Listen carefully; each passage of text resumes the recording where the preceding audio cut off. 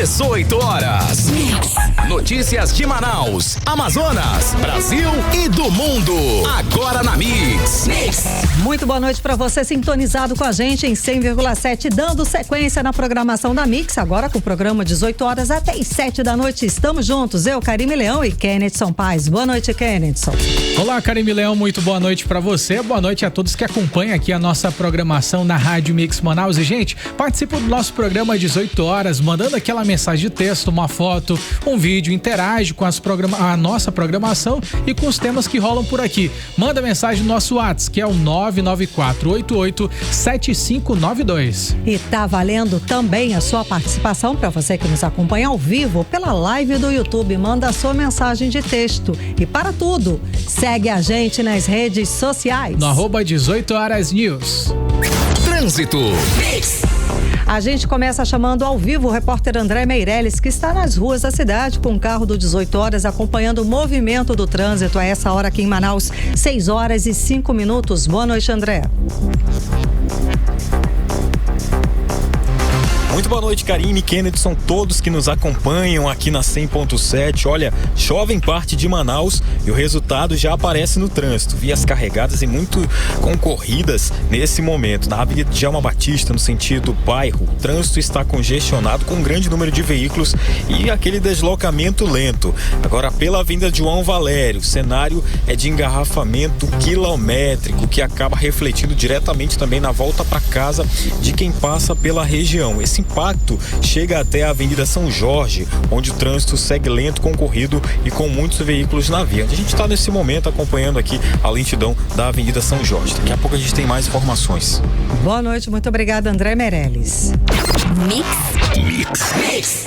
E vamos aos destaques de hoje do 18 horas.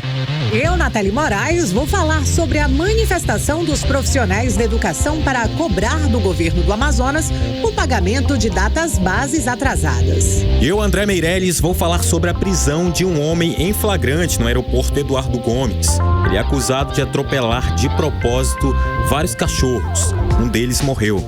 Eu, Vanessa Lima, trago o alerta do INSS para um novo golpe.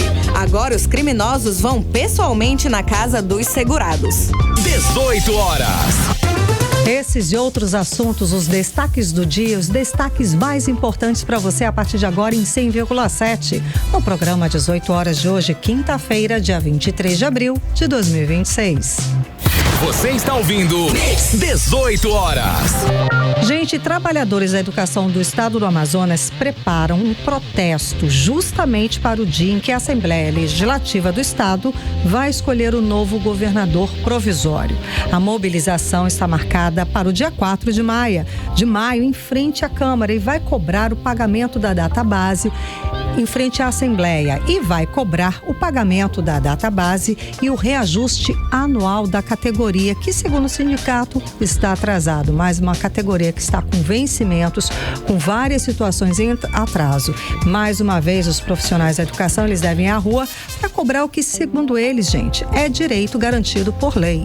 Exatamente, Karime Leão. E segundo as informações dos trabalhadores, essa situação ela vem se arrastando há anos. Durante a gestão do ex-governador Wilson Lima, a defasagem salarial teria se agravado e a categoria afirma que é urgente recompor os vencimentos e quitar os valores pendentes. Os profissionais, eles também reclamam da falta de diálogo. A database venceu no dia 1º de março e até agora nenhuma negociação teria sido iniciada.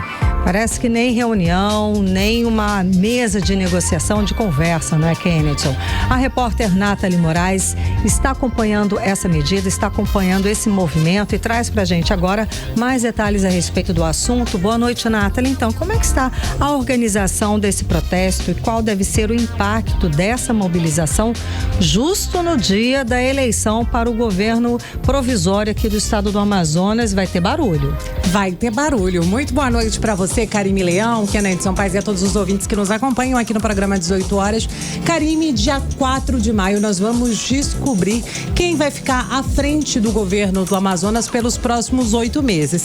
A expectativa é de permanência realmente do governador interino, que é o presidente da Assembleia Legislativa do Amazonas, o Roberto Cidade.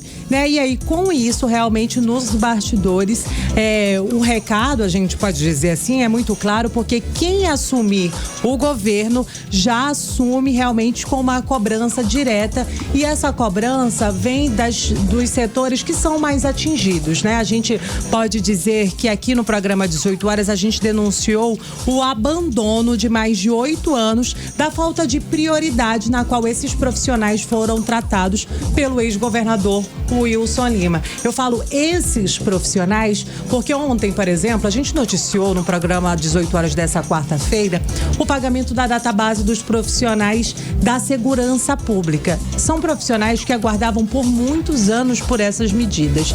E ainda que exista, né, o pagamento da database de 4%, ainda está sendo devido mais de 6%. Exato, ainda falta muita coisa para regularizar. Exato, né? E aí, assim, quando esses profissionais de educação viram que o governador interino recebeu ali, né, os profissionais da segurança, eles falaram: opa, peraí, a gente também tá nessa situação, a gente também precisa ser ouvido, né? A gente tem uma defasagem salarial que até agora ninguém sentou com a gente para ouvir. O nosso reajuste era para ter caído no dia 1º de março, a gente já tá indo para 1º de maio e até agora a gente não sabe, né, quanto é que E outra, vem. Tem outras datas básicas que são atrasadas, se não me engano, de 2021 e 2023 também da classe de educação. Exatamente, Karime, né? Assim como os profissionais da saúde que continuam sofrendo aí, né, com essa situação da quarteirização, da falta de pagamentos que atinge todos os setores da saúde pública no Amazonas, mas especialmente, né, quem está organizando esse movimento é o Sindicato dos Trabalhadores em Educação, o Sinteam, né? Inclusive, eles publicaram um vídeo nas redes sociais convocando todos os profissionais, lembrando que esse protesto está marcado para acontecer no dia 4 de maio, mesma data onde os 23 deputados estaduais que estão aí em exercício devem escolher de forma indireta quem será o novo governador do Amazonas. Para a gente entender um pouco mais desse movimento que deve acontecer por lá, a gente vai ouvir aí a fala da Ana Cristina, ela que é presidente do Sindicato dos Trabalhadores em Educação do Amazonas. Trabalhadores e trabalhadoras em educação. Depois da nossa última reunião com a base dos trabalhadores zonais, nós resolvemos mudar o nosso ato do dia 30 para o dia 4. E por que o dia 4? Dia 4 será a eleição do governador Tampão. Então nós decidimos também mudar o local. Então, dia 4, você, trabalhador, está convocado para estar na Alean conosco pela manhã, às 9 horas, com concentração às 8, para que possamos lá realizar um grande ato, para que o governador Tampão comece já a cumprir sua obrigação, que é a nossa database que está atrasada. Os trabalhadores em educação têm uma lei que garante que anualmente nós temos que ter a recomposição da inflação. Infelizmente, nunca foi cumprida essa lei. É preciso que nós estejamos lá na luta. 18 horas. Karime, Kennedy, são ouvintes do programa 18 horas. A gente ouviu aí a fala da professora Ana Cristina. E assim, no primeiro dia, como governador interino, o governador Roberto Cidade, acabou recebendo um grupo ali de profissionais, porque o que acontece? O Wilson Lima e Tadeu de Souza renunciaram num momento em que os profissionais enfrentavam sérios problemas com o plano de saúde. Os profissionais da educação, o plano foi suspenso. Exatamente, eles tiveram muitas lutas, muitos protestos, conseguiram conquistar esse plano de saúde com a Apvida. Mas foram inúmeras as denúncias que nós trouxemos aqui no programa pela falta de pagamento por parte do governo do Amazonas para esse plano de saúde. E tinha uma dívida bilionária e por isso esse plano foi suspenso. O governador interino recebeu esses profissionais e em 24 horas eles tiveram o retorno do plano de saúde. Só que agora eles seguem com essas reivindicações em aberto, só que eles não são os únicos que estão com reivindicações, né? Lá dentro da Alean deve ter a eleição e do lado de fora deve ganhar força realmente esse movimento com profissionais da saúde, educação e segurança pública, porque são profissionais todos esses vêm enfrentando perdas salariais, ausências de reajustes. As categorias, elas falam muito, Karime e Kennedy, da questão da desvalorização sofrida durante a gestão de Wilson Lima, né? É unânime entre esses profissionais Eles falam muito dessa situação de acúmulo de prejuízos financeiros e cobram uma resposta urgente para quem assumir aí o comando executivo estadual. Para falar um pouco mais de como também deve fazer esse movimento já de forma unificada entre essas 3 pastas, a gente pode dizer, saúde, educação e segurança, a gente conversou com o líder do movimento Todos pela Saúde, Denison Vilar. Nós iniciamos um processo de mobilização desses profissionais para que seja atendido o mínimo necessário na vida de cada um daqueles que prestam serviço para a nossa sociedade. Profissionais policiais, profissionais médicos, enfermeiros médicos que estão com salários atrasados, professores, pedagogos que estão aí sem suas datas bases, sem seus direitos atendidos. A gente iniciou a mobilização de maneira que a gente possa fazer um ato público unificado. E a gente está discutindo, se reunindo e vendo a melhor forma de fazer isso, de maneira que a gente consiga não só fazer o ato, mas conseguir trazer resultado para a saúde, segurança e educação. E hoje, já no dia de hoje, o governo, para desarticular o movimento, já trouxe para a reunião as lideranças da segurança pública. E assim a gente está na expectativa de que os profissionais de educação também sejam recebidos e os profissionais da saúde, que é essa a proposta do ato, que as comissões de saúde, segurança e educação da Assembleia Legislativa do Estado possa receber todas as lideranças dos respectivos meios. Se for saúde, a Comissão de Saúde receba. Se for educação, que a Comissão de Educação receba. Se for segurança, que a Comissão de Segurança receba, junto com representantes da Secretaria, para que possamos discutir as pautas básicas e elementares para todos os trabalhadores da 6AM e da segurança pública, assim como da educação. 18 horas. Karime Kennedson e ouvintes do programa 18 horas, como a gente ouviu aí na fala do Denison Vilar, realmente esses trabalhadores falam muito de um cenário que é reflexo de uma política prolongada de descaso com profissionais que atuam no serviço público, né? A gente sabe, o ex-governador Wilson Lima, por muitas vezes, deixou de ouvir esses profissionais, deixou de ouvir essas categorias. Há 8 anos a gente denuncia a situação caótica da saúde pública, que só piorou nos últimos anos, e esses profissionais, mais uma vez, Karime, vão às ruas, e a gente sabe, quem sentar na cadeira como governador realmente tem muito trabalho para resolver, tem muita gente para ouvir. E tem muita gente insatisfeita, já cansada, são 8 anos aí esperando uma resposta, 8 anos de pires na mão praticamente, esperando até salários atrasados. A gente já trouxe aqui essa reivindicação de profissionais da saúde que estão há pelo menos 9 meses sem receber salário. Gente, como é que você trabalha e não recebe seu salário? Eu conheço médicos que não recebem desde 2000, que o governo Wilson Lima ficou devendo salário de 2024, a gente está em 2026. Imagina como é que está essa pessoa, como é que está esse profissional, não tem condição, não tem a menor condição. Então, ou seja, esse governo vai assumir com profissionais chateados, cansados de reivindicar, querendo não só a negociação, querendo ali pagamento, a gente quer dinheiro, salário na conta, as pessoas estão precisando disso. Agora, é um resultado, são aí 8 anos de uma gestão que afundou o estado do Amazonas. Nós nunca estivemos na história números tão negativos, tanto na educação quanto na saúde e na segurança pública também. Inclusive, a segurança pública é uma das maiores preocupações do eleitor, segundo as pesquisas, segundo as últimas pesquisas. A gente fala, não é nem a tal da saúde que está péssima, nem a educação, somos o último lugar no Enem do país, mas a segurança pública, a pessoa não consegue andar, não sabe se sai de casa para trabalhar, não sabe se vai voltar à noite. Então, são pautas importantíssimas, são pautas que é base da sociedade e que o gestor que ficar até janeiro do ano que vem vai ter que, pelo menos, apontar alguma solução para esses casos, não é, Kennedson? Com certeza, é um momento complexo, né, Karime? Nós estamos falando de grandes pastas, são grandes áreas que é necessária essa atenção imediata, né? É algo que não dá para ser evitado, mas com certeza vai ser um grande desafio para essa nova gestão interina por aí, porque quando você acaba liberando novas datas bases para a segurança pública, é claro que todas as outras também vão querer se movimentar. Até foi um tema que Roberto Cidade anunciou no momento em que tinha falado a respeito sobre segurança pública, e ele chegou a trazer um tom um pouco mais de cautela para verificar a questão das finanças do Estado. Ele também citou citou até mesmo a dependência de investimentos em relação à Zona Franca de Manaus, porque quando a Zona Franca de Manaus vai bem, o dólar está em alta, o resultado de faturamento acaba aumentando e com isso é liberado mais verbos para poderem ser investidas, principalmente na área de segurança pública. Ele destacou que será investido em 2027 mais de 160 milhões apenas para a segurança pública. Pois é, só que a gente só que olha, os desafios são muito grandiosos. É muito grande. O negócio é você saber investir. De novo, somos um estado rico. Todo ano nós batemos recordes de arrecadação. A gente já escutou aqui, já anunciamos aqui também, aportes bilionários para a área da segurança pública, como você acabou de falar. Mas cadê o resultado disso que ninguém vê?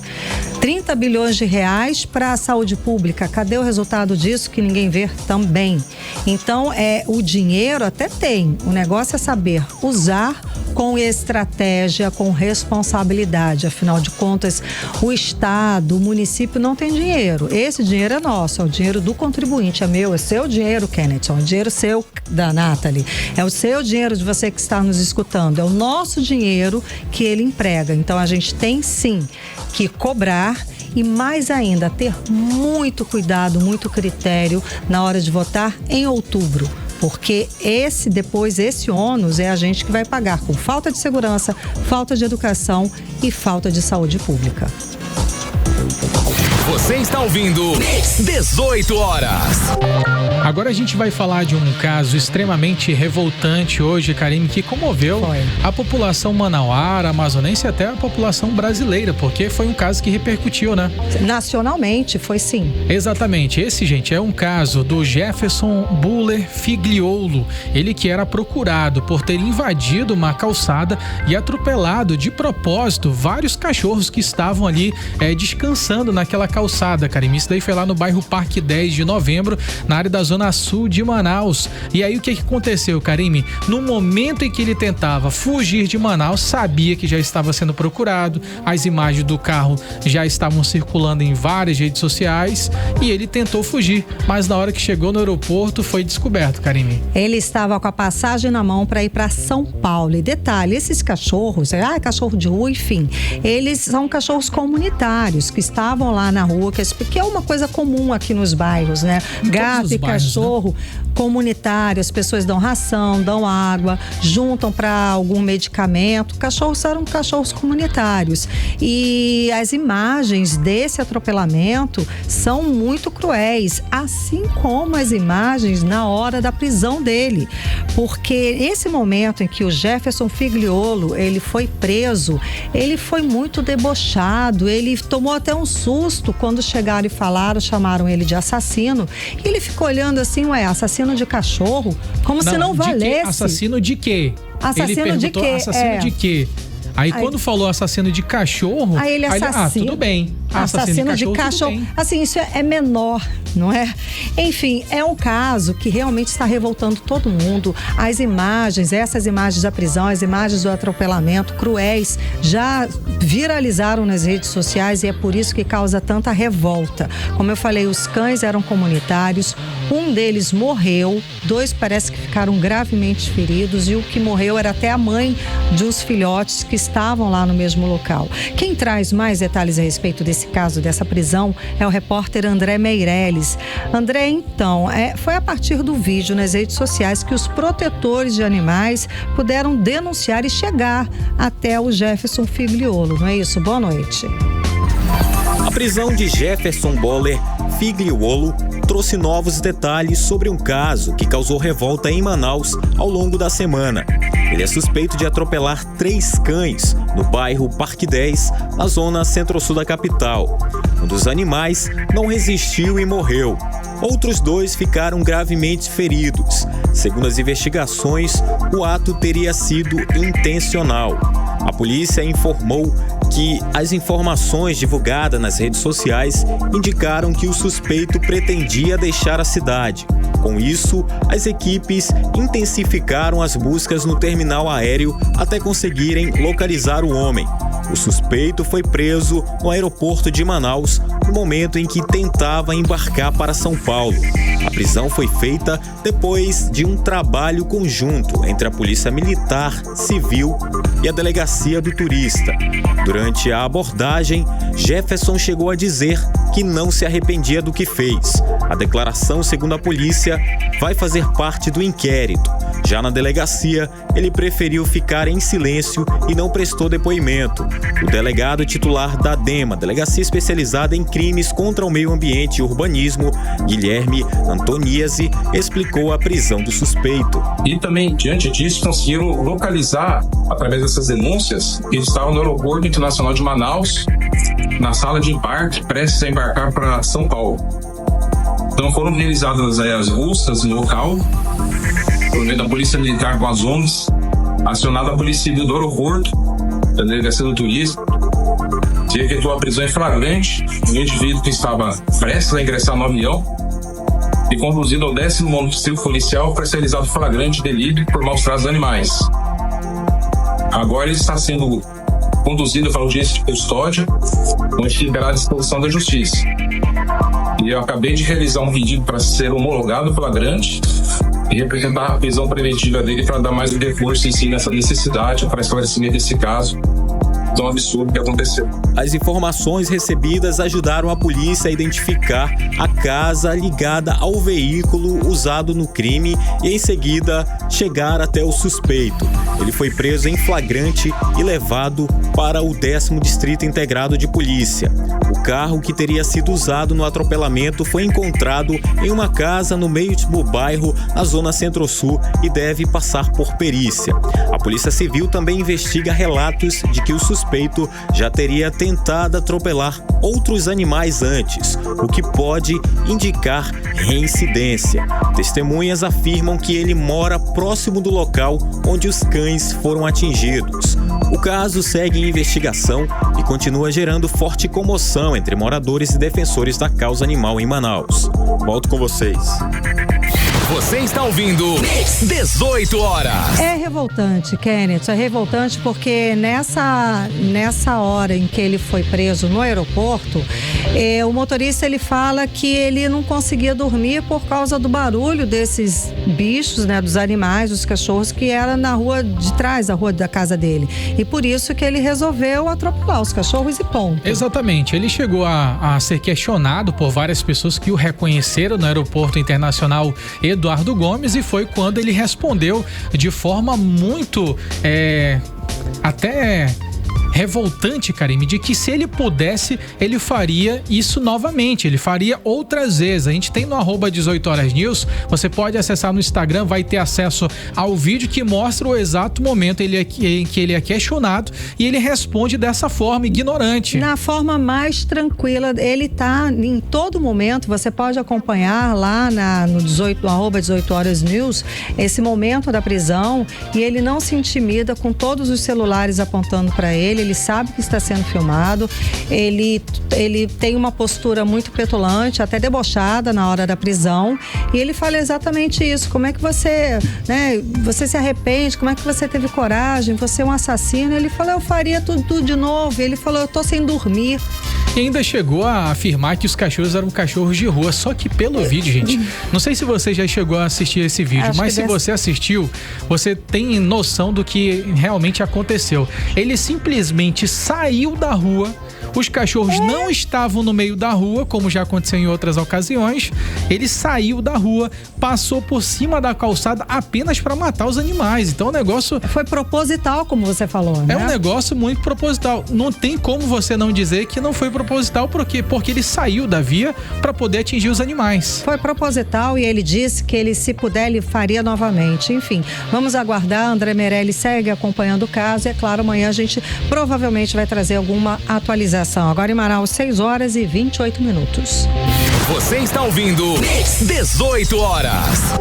O Ministério da Saúde emitiu um alerta sobre o risco iminente de reintrodução e disseminação do sarampo no Brasil por causa do fluxo intenso de viajantes para a Copa do Mundo de 2026. Gente, nesse ano a competição ela acontece a partir de junho em 3 cidades sedes, por exemplo, ali nos Estados Unidos, no Canadá e também no México, países que enfrentam esses surtos da doença. A falta de vacinação, não é, Kenneth? Sua nota técnica descreve um cenário de alta transmissão do sarampo nas Américas.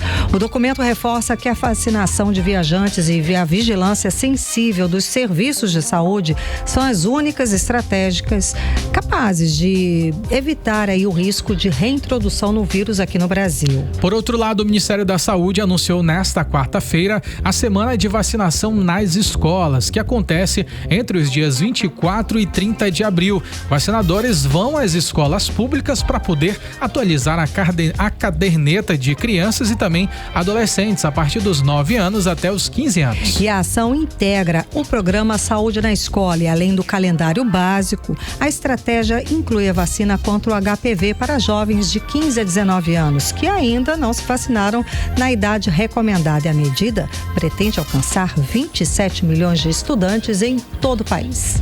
18 horas. INSS alerta sobre golpe que tem feito muitas vítimas em diversos países, em diversas partes do país, gente. Criminosos estão se passando por servidores do órgão para poder entrar na casa dos segurados e coletar dados pessoais, que depois vão ser usados para poder aplicar fraudes criminosas. A audácia, hein, Kenneth? Só entrar na casa das pessoas. Essas visitas geralmente acontecem sem aviso prévio, é claro, é golpe, né? E os golpistas usam argumentos assim, vamos ter que fazer aí a prova de vida, vamos ter que fazer a revisão de benefício, ou até eles falam que é regularização cadastral, tudo para convencer as vítimas para deixar eles entrarem em casa, né? Vanessa Lima explica mais detalhes a respeito desse golpe. Boa noite, Vanessa. Boa noite a todos. Escuta só esse alerta importante. O INSS acendeu o sinal vermelho em todo o país por causa de um golpe que está acontecendo com frequência. Funciona assim. Criminosos estão se passando por servidores do INSS e indo até a casa dos segurados, principalmente aposentados e pensionistas. Eles chegam com um papo bem convincente, falando coisas como prova de vida, revisão de benefício ou regularização de cadastro. Tudo para ganhar confiança e conseguir entrar na casa da pessoa. E olha o detalhe, muitos chegam até com crachá falso e postura profissional, o que faz a situação parecer de verdade. Só que na prática, o objetivo é um só: coletar dados pessoais, documentos e até informações bancárias que depois são usados em fraudes. Agora vem a informação mais importante de todas, reforçada pela advogada previdenciária Caterine Barroso. O INSS não manda funcionários na casa das pessoas para pedir dados e nem entra em contato por telefone. O INSS não entra em contato com nenhum segurado por meio de ligação telefônica. Os únicos meios de comunicação oficiais do INSS é a própria Central 135, e essa central não faz ligações para os segurados, e o aplicativo Meu INSS, que para ingressar é necessário fazer o login com a conta Gov. Se houver algum atendimento domiciliar real, ele é agendado antes e o cidadão é avisado com antecedência. Ou seja, apareceu alguém do nada na sua porta dizendo que é do INSS, pode desconfiar na hora. E como se proteger? É direto e sem complicação. Não deixe desconhecidos entrarem na sua casa, não entregue documentos, senhas ou dados bancários, não faça nenhum tipo de pagamento e, na dúvida, confirme tudo pelos canais oficiais, como o aplicativo Meu INSS ou a Central 135. Então, se houver suspeita de golpe, a recomendação é encerrar o contato imediatamente e procurar a polícia. Esse tipo de fraude costuma ter como alvo principalmente pessoas idosas. Por isso, é importante compartilhar essa informação com familiares e amigos para evitar novos casos. A prevenção depende da ação de todos, e quanto mais pessoas estiverem informadas, menores serão as chances de que esses golpes continuem acontecendo. Volto com vocês. Você está ouvindo 18 horas. Política. E vamos no bloco de política com Nathalie Moraes e Kennethson Paes. Nathalie, boa noite mais uma vez, Nathalie. Então, vamos lá. Das 5 chapas inscritas para concorrer ao governo provisório do Amazonas, 2 podem ficar de fora? É isso, Karime. Mais uma vez, boa noite para ti, para o Kennethson e para todos os ouvintes que seguem nos acompanhando aqui no programa 18 horas. 2 chapas que buscam concorrer a esse mandato tampão de governo do Amazonas tiveram aí os pedidos de impugnação protocolados até o prazo final nessa quarta-feira, que foi dia 22 de abril. Tiveram aí a impugnação o Partido Novo e também o Partido dos Trabalhadores. Os pedidos de impugnação, eles partiram inclusive da presidência desses partidos. Lembra que a gente chegou a comentar, Karime e Kennethson, aqui no programa 18 horas, né? Sim, sim. Os próprios partidos dizendo que aqueles pré-candidatos não tinham o aval. E aí, assim, no edital, vale a gente reforçar que no edital dessa eleição não existia, não era exigido em nenhum momento que tivesse uma autorização do partido para que a pessoa pudesse concorrer. Não era uma prerrogativa, a gente já falou aqui. Exato, né? A prerrogativa era que você deveria ser maior de 18 anos e estar afiliado de forma legal a um partido político brasileiro. No mais, não existia, né, nenhuma impugnação nesse sentido. Mas no primeiro pedido, o presidente estadual do Partido Novo afirma que a candidatura se trata ali de um ato unilateral. Segundo ela, né, os filiados registraram seus nomes sem autorização ou deliberação ali do partido, né? Além disso, os candidatos, né, eles estariam, inclusive, em inadimplência com o partido, né? O que impede eles de estarem aí utilizando o nome do partido por aí. Já no Partido dos Trabalhadores, né? O deputado estadual Sinésio Campos, que é o presidente do partido, declarou, né, que realmente ele nem sequer sabia da participação das pessoas que escreveram ali a sua chapa para concorrer e já até declarou, Karime Kennethson, que nessa votação aí ele deve votar aí no presidente da casa, que é o Roberto Cidade, que está hoje como governador interino. Agora, vale a gente reforçar que esses pedidos de impugnação, eles serão avaliados ainda pela Procuradoria da Assembleia Legislativa e cabe à mesa diretora da ALEAN a aprovação ou desaprovação dessas candidaturas. Então, ou seja, tem até essa sexta-feira para ver se realmente serão impugnadas e as eleições indiretas acontecem no próximo dia 4 de maio, Karine. Vamos seguir atualizando, né, Kennethson? Vamos lá. Teve saída quase simultânea, tá? Dos governadores Wilson Lima, aqui do estado do Amazonas, o Cláudio Castro, lá do Rio de Janeiro, e o Ibanez Rocha, do Distrito Federal. Eles saíram para participar da eleição desse ano, todos pretendem concorrer para o Senado. Com essa ação, como é que isso redesenha o cenário político e jurídico, principalmente porque eles podem perder, eles perdem o foro privilegiado. Na prática, como isso pode impactar as investigações envolvendo o caso do Banco Master e qual o risco real, né, para esses nomes, Kennethson? Karime Leão, já vou falar sobre esse assunto. Esse é um assunto muito importante, principalmente para o estado do Amazonas, porque está acontecendo nesse momento o Fórum das Casas Legislativas do estado do Amazonas. Nesse fórum, nós temos reunidos diversos políticos daqui do nosso estado do Amazonas e que já começam a desenhar os bastidores da política para esse ano de 2026, que é um ano muito importante, ano eleitoral. E temos no palanque, Karime Leão, o ex-governador Wilson Lima, a gente está falando desse assunto, também Roberto Cidade, governador interino. Temos também a presença dos senadores Eduardo Braga, Omar Aziz, temos Diego Afonso, deputado estadual, Alessandra Campelo, ou seja, diversos políticos, tanto da Câmara Municipal de Manaus, como também da Assembleia Legislativa do Estado do Amazonas, estão reunidos nesse fórum das casas legislativas. Esse é um fórum onde recebem diversos políticos dos municípios do interior do Estado do Amazonas, é onde nós temos diversos vereadores, deputados estaduais reunidos ali. Então é um momento muito importante. Ainda há pouco estava falando o senador Eduardo Braga em um dos momentos muito marcantes desse evento, e também o senador Omar Aziz nesse evento que está acontecendo nesse exato momento na Assembleia Legislativa do Estado do Amazonas. Mas por que eu citei esse fato? É porque nós temos pela primeira vez esse grupo aparentemente fechado, Karime. Temos os principais nomes: senador Omar Aziz, pré-candidato ao governo do estado do Amazonas.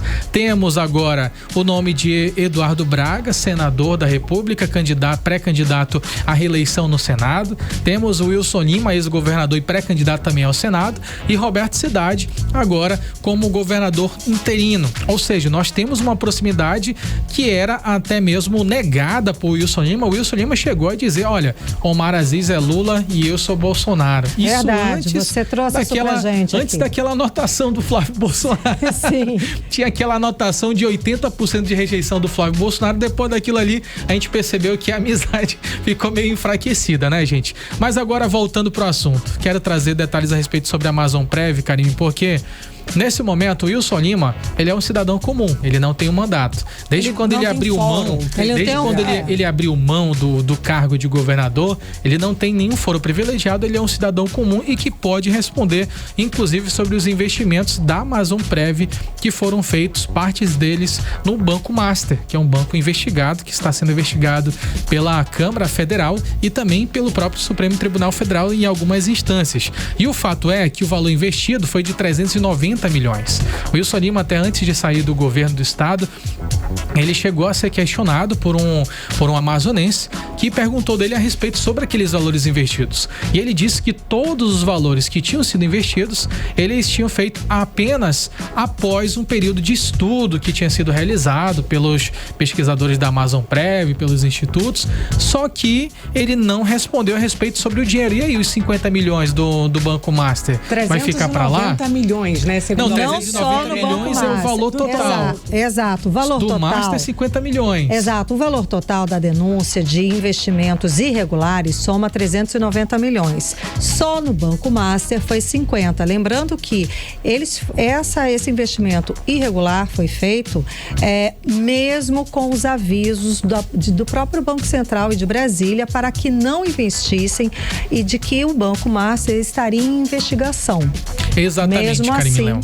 Exatamente, já havia esses indícios, o Banco do Brasil já tinha emitido diversos alertas, ainda assim, o Banco Central, já tinha emitido esses alertas e ainda assim essas aplicações foram feitas. E nesse contexto é que chama a atenção e por isso existe o nome de Wilson Lima no meio disso tudo. Por quê? Primeiro, porque ele era o governador do estado. Segundo, porque quem autorizou essa operação foi o Ari Renato Vasconcelos de Souza, que presidiu o fundo no período das aplicações e que também ele já tinha ligação com o governo estadual, era o contador de Wilson Lima da campanha de Wilson Lima e que naquela ocasião ele não era nem o presidente. Quando foi assinada essa transição, esse investimento, ele ainda não era o presidente da Amazonprev, tinha uma presidente naquela ocasião.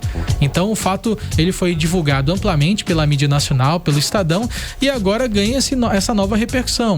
Os demais governadores, eles estão ligados ao caso Master. Eles também fizeram aplicações no caso Master. Então todos eles agora estão vulneráveis. No caso de Wilson Lima, ele permanece agora vulnerável a essas ações da Polícia Federal que ainda estão em investigação e que agora podem se intensificar ainda mais tendo em vista o período eleitoral. Então até outubro pode haver mudanças e com certeza complicar a situação de Wilson Lima nessa tentativa de seguir para o Senado, Karime. Verdade, Nathalie. Durante o evento lá do IPTU premiado, o prefeito de Manaus, Renato Júnior, ele afirmou que o valor arrecadado com o IPTU entre 520 milhões e 540 milhões de reais por ano é equivalente ao que a prefeitura gasta anualmente com os serviços de limpeza urbana. Diante dessa declaração e das críticas recorrentes, né, sobre a qualidade desses serviços, será que a gente vai ter aumento de IPTU? O que vai acontecer? Porque ele falou que ele, com o IPTU arrecadado, ele só gasta nisso. Então, Karime, né, ele estava ali durante a entrevista coletiva tentando responder e tentando explicar o que acontece, a singularidade que a nossa cidade tem. Manaus, né, hoje, por exemplo, a gente tem pelo menos mais de 20 igarapés que são habitados, né, onde a população vive ali em torno dos igarapés, situação que não acontece em outras capitais do Brasil.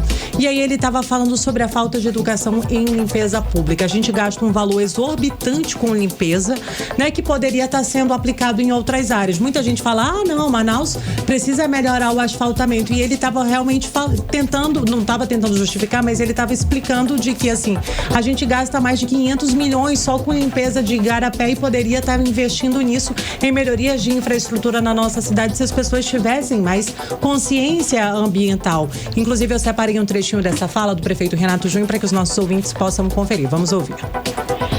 Está boiando o colchão e precisa ser dragado, desassoreado com máquinas, com equipamento, com combustível, com pessoas trabalhando nos igarapés, que não é competência do município pelo artigo 20.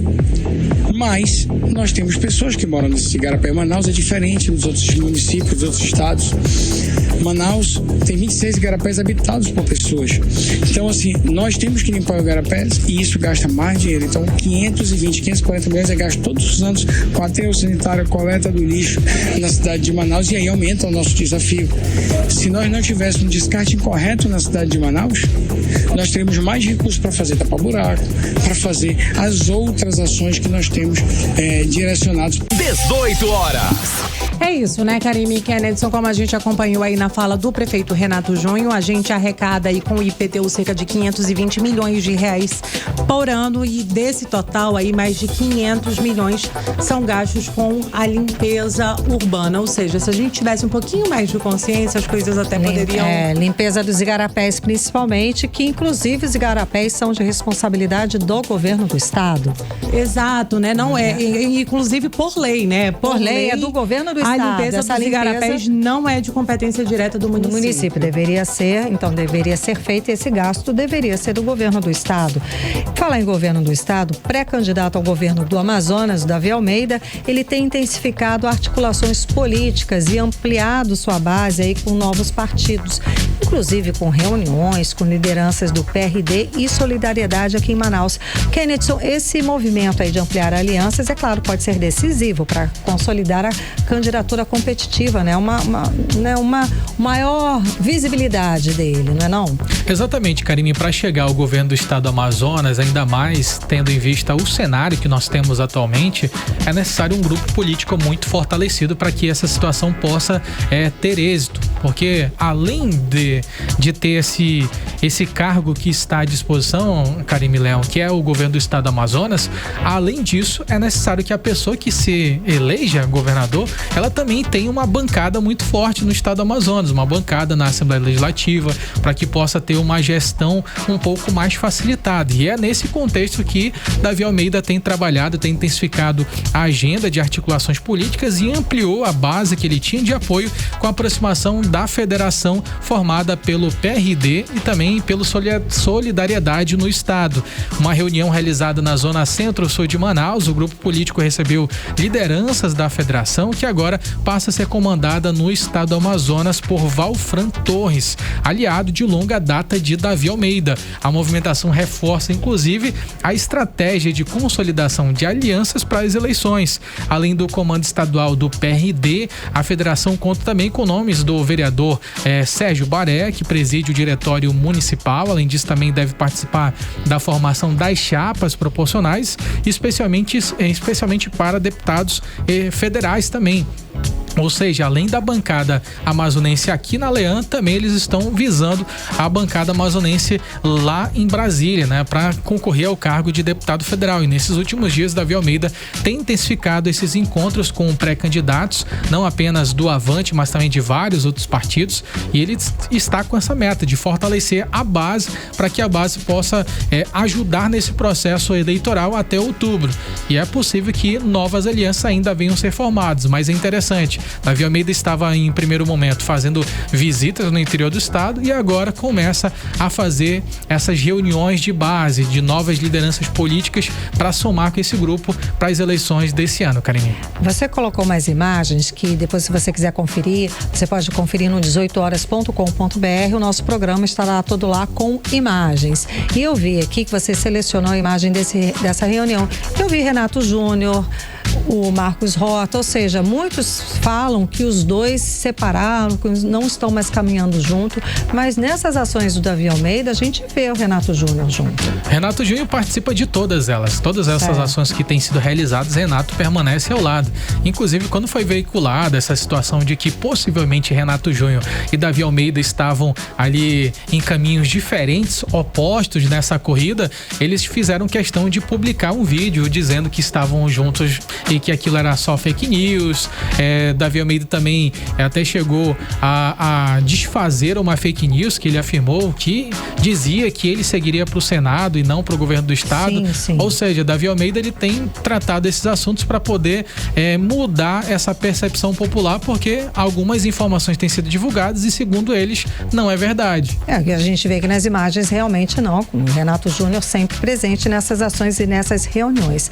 Muito obrigada pelas informações do Bloco de Política com Kennedson Paes e Nathalie Moraes. Você está ouvindo 18 horas. E daqui a pouco, no 18 horas, eu trago os detalhes da prisão de um professor de futsal de 43 anos, acusado de estuprar um aluno de 10 aqui em Manaus.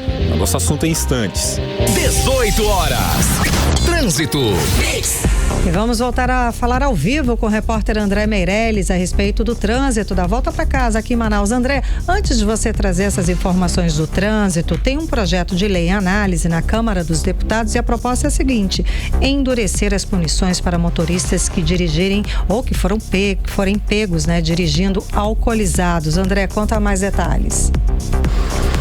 É isso, Karine, Kennedson, boa noite para vocês. É uma proposta que prevê penas mais duras, principalmente quando o resultado é grave, como morte ou invalidez permanente. Aí, no caso de morte, a multa pode chegar a quase R$30 mil.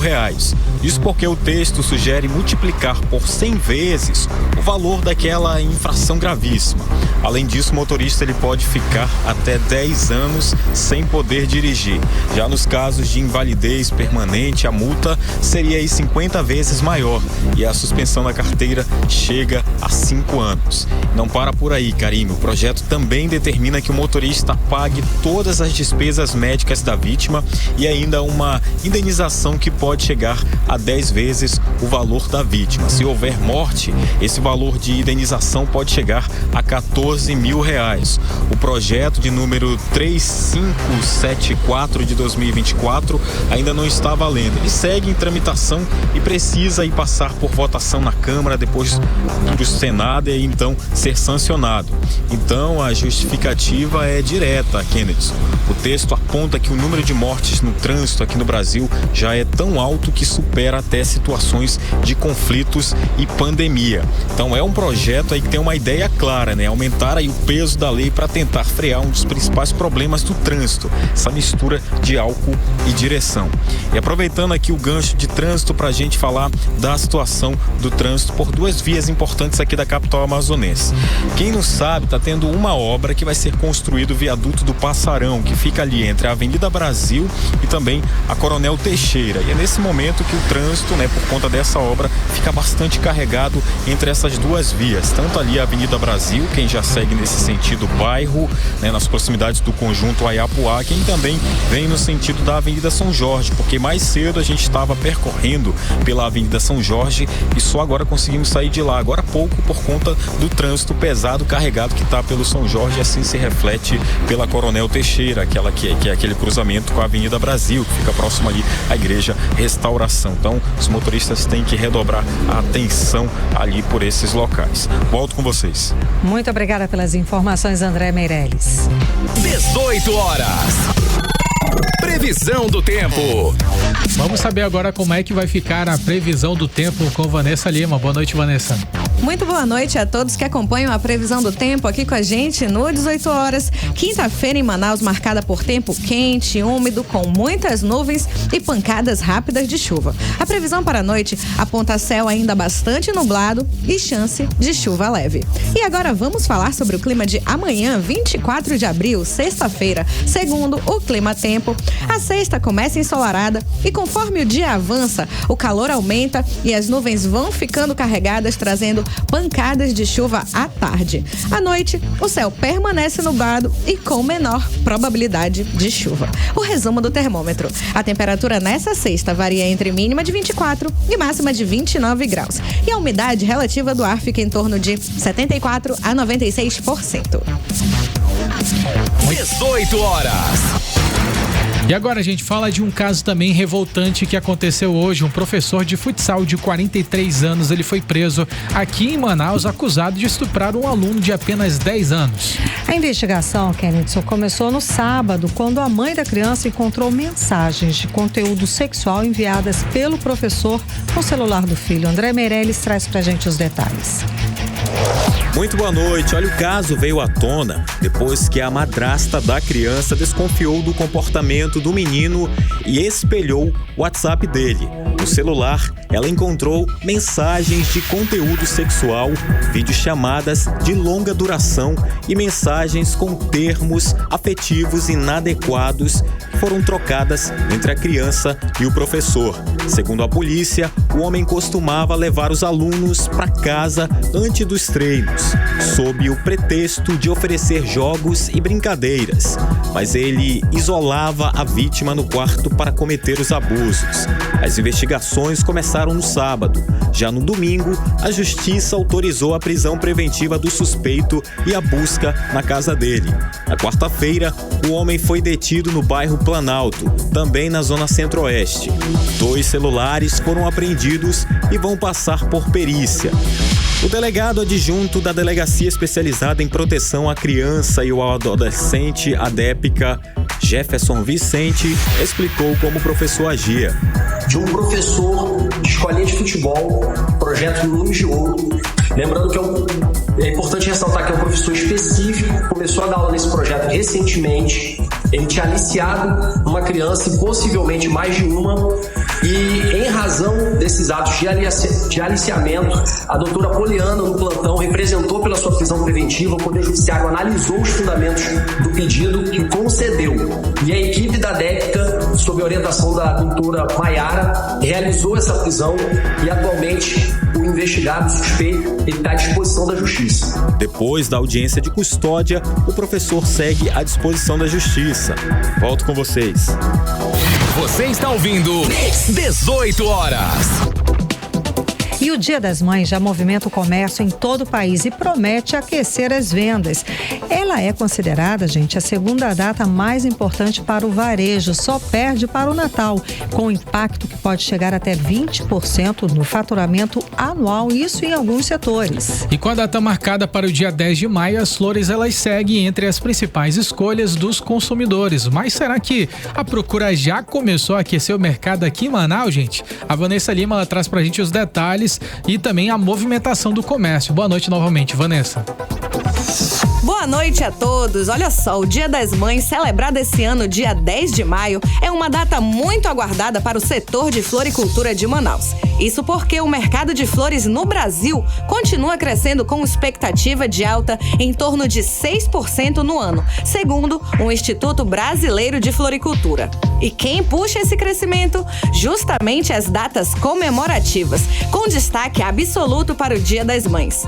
A empresária de floricultura, Amanda Siqueira, comenta que a preparação para a data começa muito antes. A preparação para o Dia das Mães acontece mais de 45 dias antes, escolhendo as flores, escolhendo os vasos, o que a gente vai trabalhar durante aquele período, e aí tem todo um preparativo das flores estarem bem bonitas, delas estarem embaladas. A gente tem um cuidado diário na rega, na limpeza das plantas. Isso é muito importante para essa data, as flores estarem perfeitas. E a forma de comprar também mudou. As vendas online e os aplicativos de entrega tornaram os pedidos mais rápidos e personalizados. E a busca por praticidade faz com que muitas pessoas resolvam tudo pelo celular, até escolher arranjos com mensagens especiais. E esse movimento fortalece ainda mais datas como o Dia das Mães, aumentando o alcance e os pedidos nas floriculturas. O Brasil já tem mais de 8.000 produtores de flores, com milhares de espécies e variedades disponíveis. Agora, um dado que chama a atenção. Muitos produtores já chegam nessa época com 60% a 95% da produção praticamente vendida antecipadamente.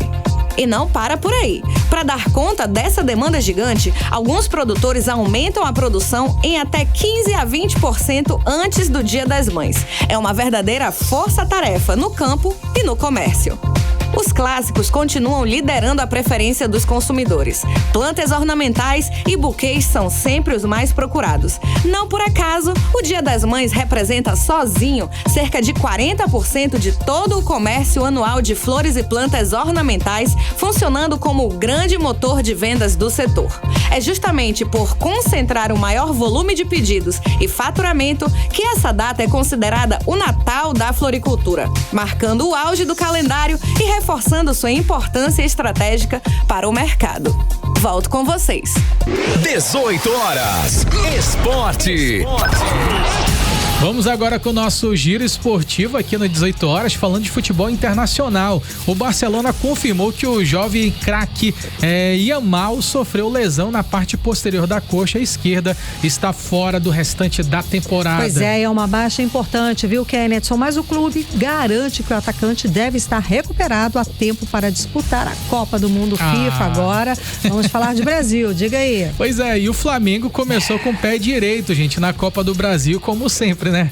Lá no Maraca, diante de mais de 44 mil torcedores, o rubro-negro venceu ali o Vitória por 2-1 e abriu vantagem na disputa por uma vaga na próxima fase. Placar importante, viu? 2-1 para o Flamengo, que agora joga pelo empate no jogo de volta para garantir a classificação. E agora de olho no futebol amazonense, o Manauara enfrenta o Nacional no sábado, gente, às 4:30 da tarde, lá no estádio da Colina, o estádio dos Bucheiros, em Manaus, e pelo Campeonato Brasileiro lá da Série D. Confronto direto, tá? Na parte de cima da tabela, o Manauara é vice-líder do grupo A1 com 5 pontos e quer diminuir a diferença, claro, para o Nacional, que lidera com 9 pontos. E o Nacional segue sendo reforçado, Karime. Depois de anunciar o volante Eric Varão, o clube confirmou a chegada do atacante Gustavo, o Gustavo, que vai jogar muita bola. Ele estava lá no Águia de Marabá, Karime. Agora 7 horas em ponto, vamos dar o último giro no trânsito para saber como é que está a volta para casa com André Meirelles. Trânsito. Mas pela Avenida Djalma Batista, ainda no sentido centro-bairro, o trânsito permanece carregado nesse momento. Para informação, é na Avenida Maripiranga, com a travessa Plínio Coelho. Por lá também o trânsito segue bastante carregado nesse momento. Volto com vocês. Seguimos direto para o editorial 18 horas. Editorial 18 horas. Termina dia 6 de maio o prazo para o cadastro eleitoral. O Tribunal Regional Eleitoral do Amazonas informou que mais de 32 mil atendimentos foram realizados só aqui em Manaus, o que demonstra o esforço dos eleitores para manter a situação regular.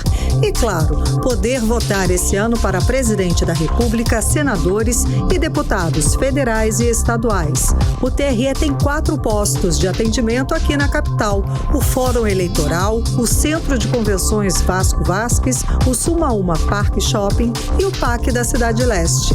Diariamente são disponibilizadas cerca de 3 mil vagas para alistamento, atualização de dados, transferência de local de votação, segunda via e certidões.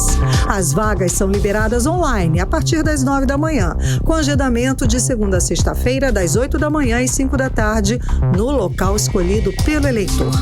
É preciso lembrar que a quitação eleitoral também viabiliza emissão de passaporte, matrícula em instituições públicas e nomeação em cargos públicos. Mas parece que o que está levando o cidadão a se regularizar diante da Justiça Eleitoral é principalmente a vontade de votar. Então é bom aproveitar os últimos 10 dias para garantir o direito de escolher os representantes pelo voto, que é um dos princípios mais relevantes da democracia. 18 horas. O 18 horas de hoje fica por aqui. Muito obrigada pela sua companhia, pela sua audiência. Um beijo, até amanhã. Boa noite, Kennethson Paz. Boa noite, Karime Leão. Boa noite a todos que nos seguiram até aqui. Não esqueçam, gente, de seguir a gente nas redes sociais no @18horasnews. Você ouviu 18 horas. As notícias do Brasil e do mundo. De volta amanhã.